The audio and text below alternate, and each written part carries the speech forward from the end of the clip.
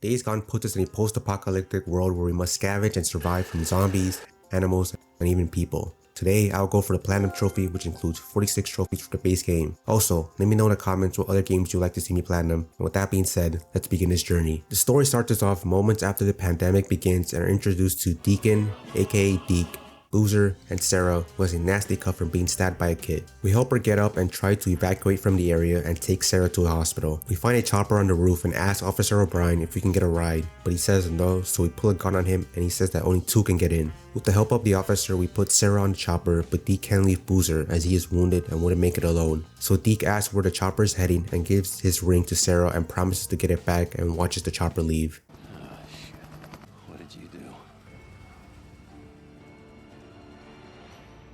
2 years have passed since that night and we are thrown in the middle of a chase with Boozer to track down a guy named Leon. We catch up, put a bullet in him, and ask him where the stash is. He gives us a map to his cemetery and do him a favor by ending his life. Afterward, we get his hat as proof of kill and get a trophy for collecting our first collectible. Both of us head back to our bikes only to find out one of our parts is broken and plan to head to Crazy Willie's to find a replacement and hide our bikes so it isn't stolen. On our way there, we find a nest and decide to burn it, which we will be doing throughout the game for a future trophy, and get our first encounter with a freaker. After defeating them, we see that Crazy Willie's is overrun by freakers and tell Boozer to drive through the area and attract as many as possible while Deke sneaks in. We grab the part and overhear Boozer through our radio being attacked by rippers who are people that worship the zombies. We see them holding Boozer down and using a blowtorch on his arm. Deke takes them down and rescues Boozer before a horde attacks them, earning us a second trophy. We head to our base camp and leave Boozer to find some supplies for his arm. Deke goes back to where his bike is, but it is gone and believes someone from a nearby camp must have taken it. So we go there and notice that the mechanic is already scrapping our bike and Deke confronts him, but is interrupted by the camp leader Mark Copeland. He asks us if we have seen Leon as he was supposed to deliver something to him, and we tell him that Leon hasn't been seen. Afterward, I get a trophy for selling a plant to the chef. Deke finds some supplies for Boozer's arm and picks up a neuro injector which permanently boosts either your health, stamina, or focus. Once choosing which one I wanted, I got a trophy. We head back to Boozer's to give him the bandages and get a trophy for unlocking our first skill. Deke sees a Nero chopper that resembles the one that Sarah caught on the night they last saw each other, which gets me a trophy and get another one for crafting 50 items. Some time passes and we go to a different camp and look for Ada Tucker. When we find her, she asks us about Leon and we show her his hat and go look for his stash. After finding the stash, we had the option to deliver it to either Tucker or Copeland. I chose Tucker and was given a trophy after my decision. We then get a flashback of when Deke and Sarah met for the first time. We introduced ourselves and gave her a ride so she can call a tow truck. When we head back to her car and notice some rednecks looking through our vehicle, so Deke stands up to them but is outnumbered and takes a beating. Sarah finds a gun in our bag and shoots it in the air, making them let me go and leave quickly. She has a panic attack as it is something that she has never done before, and we comfort her and stay until the tow truck arrives. We go to the present where we find a woman named Lisa living by herself and tell her about Hot Springs camp that is nearby where she will be safe and take her there. Once we arrive, Lisa remembered Tucker as she was their neighbor and was glad that she survived. During a ride, we see another Nero chopper and follow it, which leads us to O'Brien, the officer that helped Sarah on the helicopter. Deke asks him what happened that night as when he went to the camp where the chopper was heading, he couldn't find them. O'Brien says that the helicopter diverted to a different camp and we asked him if Sarah survived. He said that he would check if she did but can't promise anything, and we threatened him if he doesn't report back to us. Afterward, we check up on Lisa and give her a present. She asks if we can take her out of the camp as she doesn't enjoy being there, and Deke says he can't and Lisa gets upset with him. Sometime later, we go check on Boozer, bring him some herbal medicine and leave him to rest. We then go on a mission to a Ripper camp where Lisa is located. Deke finds her tied up with cuts all over her face and rescues her. He plans on sending her to Lost Lake camp as it is much safer and different than Hot Springs. We meet up with one of the members of Lost Lake named Ricky and plead to her to take Lisa and keep an eye on her as she has been through a lot. Then we head back to our base camp to get some rest and wake up the next morning and see that Boozer's condition is getting worse as he needs proper treatment. So we plan to ride south and get the supplies he needs, which earns us another trophy. Stopping near Lost Lake camp, Deke checks on Boozer to see how he's doing and we plan on sneaking into the camp to steal their medicine. However, once inside, we are spotted by Addie and Ricky and are in a standoff off but explain to them that it's for Boozer. Addie says to bring him in as she is a doctor, and so with the help of Ricky, we bring him to the camp and into the infirmary. Afterwards, we meet up with Skizzo and the leader Iron Mike. Deke says that he will help around the camp as long as Boozer gets the help he needs. Sometime later, we meet up with O'Brien and ask him for an update on Sarah, but he gives us nothing. He asks us to do him a favor, and hopefully while we do this, he can find something about Sarah. Deke goes to see how Boozer is doing, but he is still not better, so we go on a mission to find some medicine from a crash plane and encounter a new enemy type called Breaker.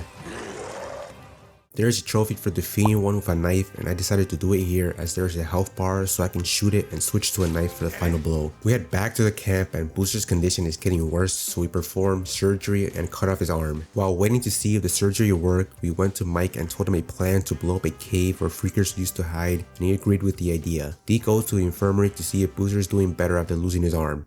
I could use a hand.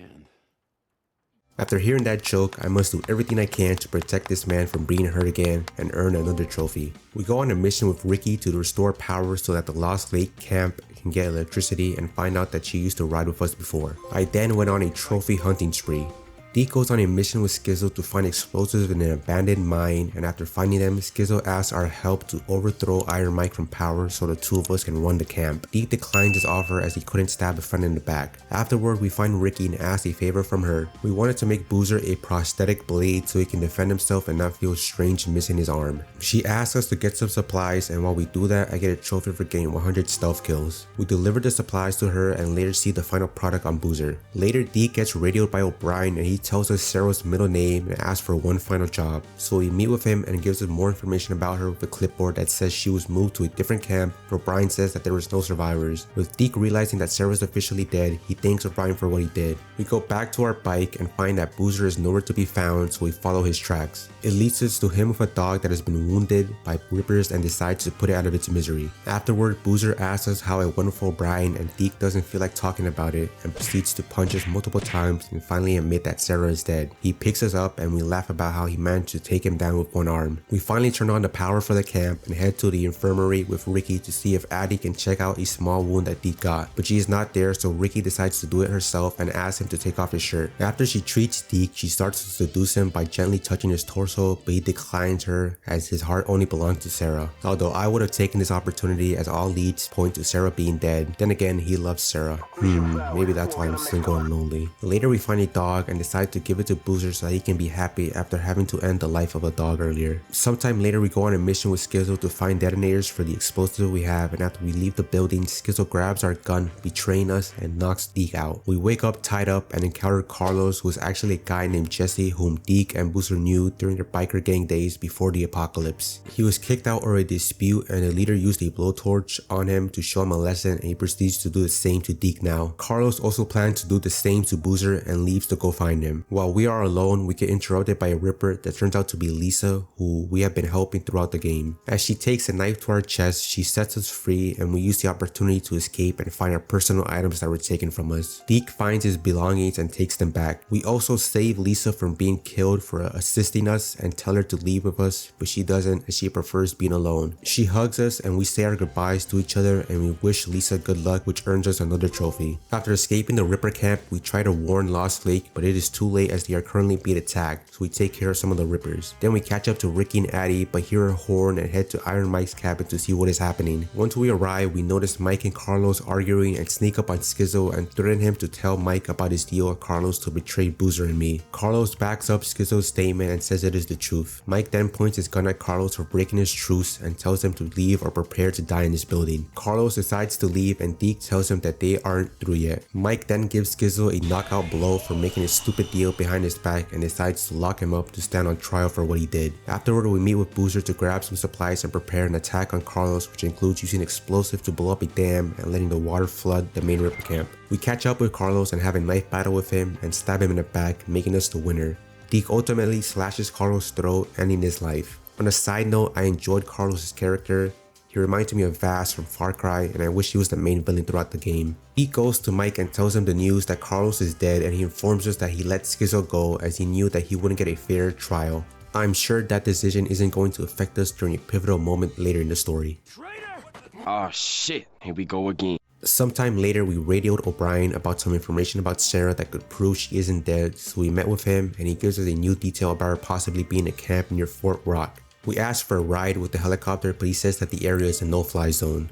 The only path to get there is dangerous, so we asked Mike if he could help us. He agrees to take us, but only on the condition that we don't come back, and Deke promises. I went and got 2 trophies for changing the bike's cosmetic and proceeded to say our goodbyes to some of the members of the Lost Lake camp. We prepared to leave for the journey and reach the point of no return as Mike says this is as far as you will go. Deke looks at a picture of Sarah and vows to find her and get a trophy. We find some survivors in need of help and they offer us a spot in their camp. Once we arrive, we meet Captain Curry and introduce ourselves. While shaking his hand, we see him wearing the ring that we gave to Sarah, so that means that she could still be alive. We ask a guy named Taylor if he has seen her, but he says that he hasn't. Later, we go on a mission to find a rogue camp member who has been stealing supplies. Deke sees that they are about to hurt a woman, so he proceeds to go against Curry's order and help her out, but it seems like she can handle herself. Afterward, he asks us if we are married and Deke lies to him as he can't trust him without knowing why he has Sarah's ring. We then meet the colonel and he takes a liking to us since we have military experience and accepts us into his camp. He gives us a tour and meet Dr. Jimenez and chemical engineer Lieutenant Weaver, and then sees Sarah is still alive. She questions how Deke is here when she believed he is dead. They kiss and Deke says it is time to go, but Sarah says that she can't as the camp is fighting a war and her help could make a difference. But she promises that after the war we can leave and go wherever we want. Sarah hands us a piece of paper with supplies she needs and earn another trophy. While looking for supplies, I get a trophy for killing 200 enemies with a crafted weapon and for maxing out one of my stats with the Neo injectors. We then went out to do multiple supply runs for Sarah and at some point saved Taylor from being killed. Later we go on a mission with Sarah to a nearby community college to find a centrifuge. We find it and head back to the camp, but find out that she needs another item and we believe the only place to find it is in her old lab where she used to work. So we go there and encounter a guy named Jim who was the security before the pandemic, and Sarah demands him to open a locked door or else he dies. Jim opens the door and begs not to be hurt, but Sarah can't take the risk, so she shoots him in the head. Once inside, Sarah explains to us the apocalypse started here as one of the interns named David believed a classified project was happening there, so he stole some of the samples and planned to expose the company at a convention. Sarah thinks that he must have been infected already and spread the virus to everyone at the expo, and a week later 2.5 billion people died. She blames herself as it involved her research and can't believe she may have been the cause of how the world is today. Wow, I couldn't imagine something like that happening in the real world. Thankfully, we are safe from that ever occurring. Afterward, we radio Lost Lake Camp and told them we are fine, that there is food and electricity at the research facility for them to pick up. We then head to our bike and try to make it back to the camp, but the weather gets worse, so the both of us bunker down in a cabin until it gets better. We get a fire started to get warmed up for the night, get a nice view of Sarah, and proceed to make love to her for the first time in 2 years. The next morning we go back to the camp and she kisses us, but Captain Corey notices this and got another trophy. We find out that the doctor has been killed and believed it was Taylor since some drugs are missing and he's a junkie. I unlocked 30 skills. Deke finds Taylor all messed up and decides to give him a drug overdose to end his life as he doesn't want to be hanged for his actions. We go to Sarah and gives us a mission to bring back a live test subject, so we go ahead and do that. Once in the camp, she tries to use an experiment that she has been working on, but whatever it was just killed the freaker and gets upset as that wasn't the plan. Deke then gets a mission from the colonel to test out Lieutenant Weaver's weapon by killing a horde.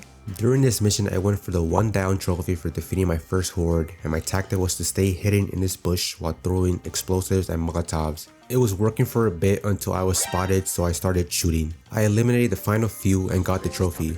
I also got the trophy for collecting 989 freaker ears. We head back to the camp and tell Weaver the good news of his weapon being a success. They plan on celebrating, but Deke wants to check on Sarah and finds out that the colonel has locked her in the cave. Later we meet with O'Brien and he has a job for us, which is to take samples off a freaker that they put a GPS on, and once we would deliver it to him, he says to radio him once Sarah and I are ready to be picked up. I then get a trophy for fixing my bike and getting 50% of the collectibles. Deke heads back to the camp to listen to the colonel give a speech, and afterward radios O'Brien his coordinates to pick them up. So we help Sarah break free, and once we reach the surface, they are interrupted by the colonel giving a tour to the recruits, one of them being Skizzo.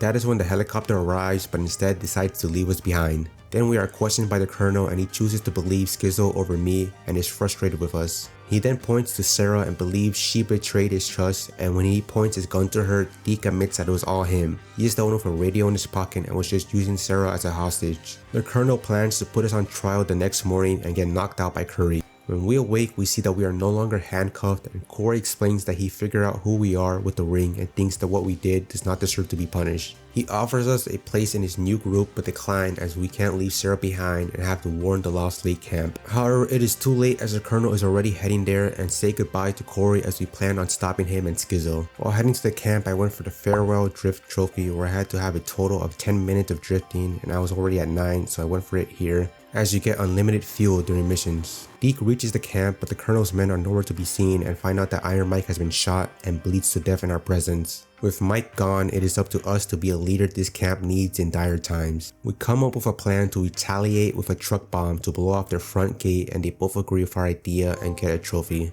Deke checks on the progress with the truck, but it isn't ready yet, so we go and look for some supplies. While doing that, I get a trophy for reaching Allied trust with a camp, and you earn trust for completing missions or bounties. We prepare for the final attack against Wizard Island and vow to make Iron Mike proud by getting payback. Deke and Boozer drive to the front gate and tell Boozer it is time to jump, but he says there's only one shot at this and knocks Deke off the truck and drives straight to the gate, making the ultimate sacrifice of blowing himself up.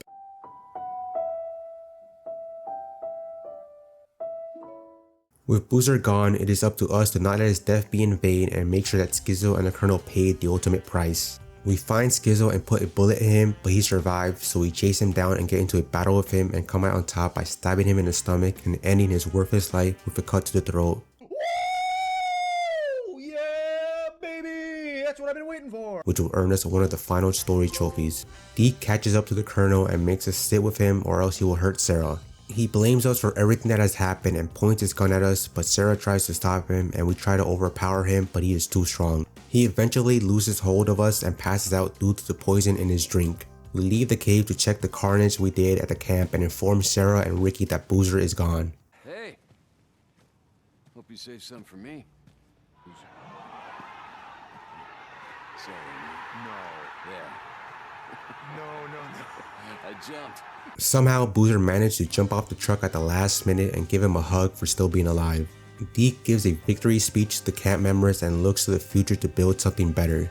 We give a final kiss to Sarah and earn a trophy for completing the main story. With the story finished, it is time to grab the remaining trophies. The first set of trophies I went for was to complete the final missions for the different storylines. Next, I had to loot off 541 items from bodies, kick down 12 rock towers, reach Allied trust with 3 different camps, and use every type of crossbow bolt. For this next trophy, I had to use nitro and drift at the same time for at least 5 seconds, and I had some trouble with this, but eventually I got it. I unlocked all 45 skills.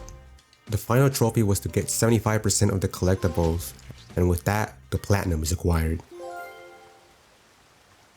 Thank you so much for joining me on this journey, and let me know what games I should platinum next. If you want to see another platinum video, check out this one. Have a nice day, and I'll see you next time.